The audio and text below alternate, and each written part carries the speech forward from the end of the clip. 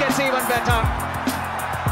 লম্বা সময় ধরে অফ ফর্মে বাংলাদেশের টপ অর্ডার, বিশেষ করে লিটন দাস ও নাজমুল হোসেন শান্ত ধারাবাহিকভাবে ব্যর্থ হচ্ছেন।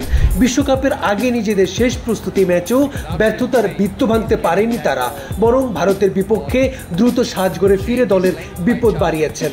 এমন বাজে পারফরমেন্সের কারণে মাঠি শান্ত লিটনদের দুয়ো দিয়েছেন সমর্থকরা। আগে ব্যাট করতে নেমে নির্ধারিত 20 ওভারে 5 উইকেট হারিয়ে 182 রান করেছিল ভারত। দলের হয়ে ঋষভ পন্ত 32 বলে 53 রান করেন। তাছাড়া হার্দিক পান্ডিয়া 40 ও সূর্যকুমার যাদব 32 রান করেছেন।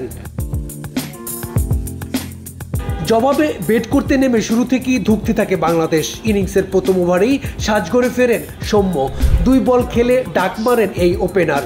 3-এ নেমে 8 বলে 6 রানের বেশি করতে পারেননি লিটন দাস। আর 4-এ নেমে 6 বল খেলেও রানের খাতা খোলার আগেই ফিরেছেন শান্ত। টপ অর্ডারের 3 ব্যাটারের এমন ব্যর্থতার ম্যাচ দেখেই ছিটকে যায় বাংলাদেশ। তাতে হতাশ হয়েছে স্টেডিয়ামে উপস্থিত দর্শকরা। লিটন শান্তরা যখন ব্যর্থ হয়ে ড্রেসিং রুমে ফিরেছেন, তখন গ্যালারিতে বসে দুয়ো দিয়ে নিজেদের ক্ষোভ ঝেড়েছেন সমর্থকরা। অবশ্য শেষের দিকে মাহমুদুল্লাহ রিয়াদ ও সাকিব আল হাসানের ব্যাটিংয়ে কিছুটা প্রতিরোধ গড়ার চেষ্টা করেছেন।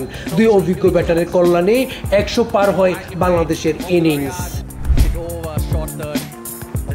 তালুকদার বিপ্লব, ঠিকানা নিউজ, ডেস্ক রিপোর্ট।